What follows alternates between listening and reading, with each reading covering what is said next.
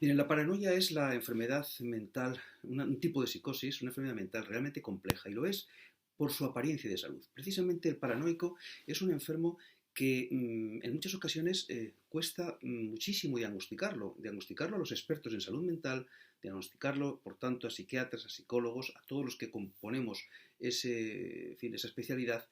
Y lo es así porque la paranoia presenta una aparente normalidad. El enfermo paranoico es un sujeto que tiene, teniendo una idea delirante, es decir, una idea que es absurda en muchos aspectos, que desde luego es falsa, que es irrebatible a cualquier razonamiento de la lógica, a pesar de eso, la apariencia de normalidad que tiene, la posibilidad de que esa idea sea real o sea cierta de alguna manera, pues hace que entremos en un mundo, insisto, complejo, a veces difícil, y en el que nos puede dar lugar a relativos problemas diagnósticos y, por supuesto, terapéuticos.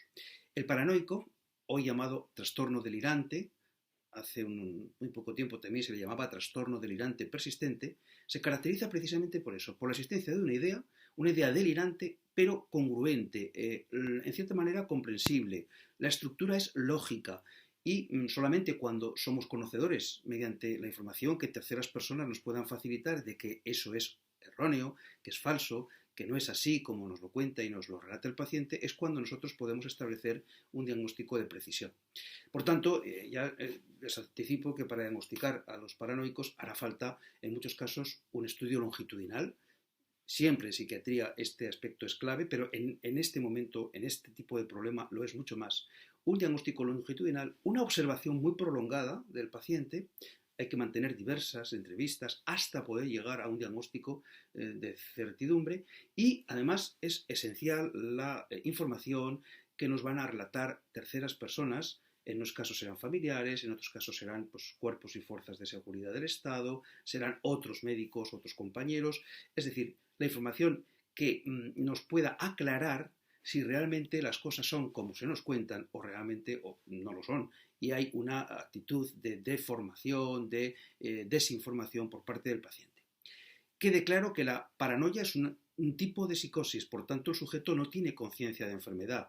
El sujeto está convencido de que aquello que le pasa, ya sea una presunta posible persecución, unas ideas de perjuicio, ideas de celos, hay otros tipos de ideaciones delirantes, incluso de tipo hipocondriaco, de tipo erotomaníaco, creer que una persona famosa está enamorado o enamorada del sujeto. Estas ideas delirantes son, como tal, ideas irrebatibles, ideas absolutamente indesmontables. El individuo está convencido de que él posee la verdad, la única verdad, y que esa verdad no es compartida por el resto, pues en muchos casos por ese complot que puede existir, por esa desinformación, por esas situaciones de suspicacia, de recelo total, que hacen que el paranoico, además de sufrir él, hacer sufrir a los que están con él, pues en muchos casos pueda ser un sujeto violento, peligroso o con conductas de hostilidad manifiesta. El tratamiento de la paranoia es indudablemente un tratamiento farmacológico. El paranoico tiene que ser tratado con antipsicóticos. El problema que tenemos es que no los va a aceptar. El paranoico no acepta el tratamiento.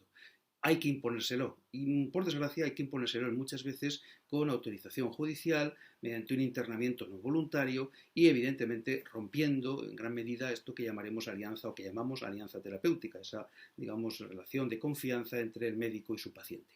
Pero sin duda es necesario utilizar los modernos antipsicóticos, hablamos de la olanzapina, la risperidona, la paliperidona, en fin, cualquiera de estos nuevos antipsicóticos son perfectamente utilizables en unas dosis que tienen que ser progresivas y crecientes para que el paciente los vaya aceptando, ¿verdad? Y desde luego teniendo en cuenta siempre que la adherencia terapéutica, es decir, la posibilidad de que el paciente abandone el tratamiento es muy alta y la adherencia es muy baja, es decir, que el paciente con mucha frecuencia va a dejar de tomar la medicación puesto que no hay conciencia de enfermedad, puesto que él lo que no comprende es por qué no le comprenden y por qué no están a su lado para combatir a esos supuestos enemigos que tiene.